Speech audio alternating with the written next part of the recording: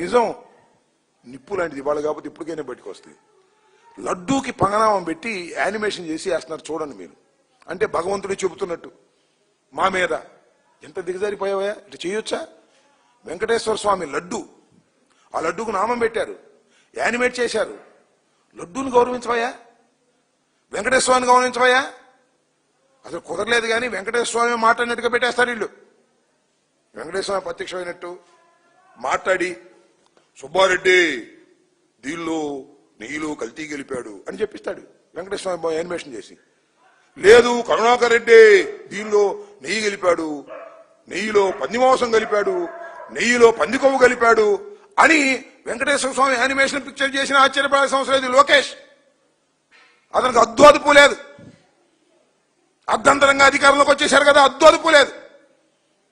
వెంకటేశ్వర స్వామిని అడ్డం పెట్టుకుని ఈ రకమైన దారుణమైన కార్యక్రమాలు చేయటం సమంజసం కాదు, అర్థం చేసుకోమని కూడా ఈ సందర్భంగా మనవి చేస్తున్నా.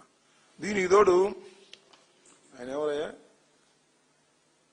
TD board chairman BR Naidu, businessman, అడ్డగోలు బిజినెస్లు. ఇంతకుముందు చెప్పా ఒకసారి, నీచుడు, దేనికైనా సిద్ధపడతాడు అనుకో, దేనికైనా డబ్బు కోసం దేనికైనా సిద్ధపడేటటువంటి నీచాతి నీచమైన క్యారెక్టర్ కలిగినటువంటి బిఆర్ నాయుడు, TV5 అధినేత. ఆయన వాళ్ళ చైర్మన్ అయ్యాడు. ఎందుకు అయ్యాడబ్బా? ఎంత భక్తి చేశాడే ఆయన? అసలు విశ్వాసం ఉందా ఆయనకి? విశ్వాసం ఉందంటే డబ్బు మీద ఉంది, బూత్ బొమ్మలు చూపించడం మీద ఉంది, న్యూజన్ లాంటి ప్రోడక్ట్స్ సప్లై చేసి డబ్బు దండుకోవడంలో ఉంది, లేదా ఆ జూబ్లీ పార్క్ వాటిల్లో డబ్బులు కాజేసే కార్యక్రమం ఉంది. చాలా ఉంది అతని చరిత్ర చెప్పదలుచుకుంటే.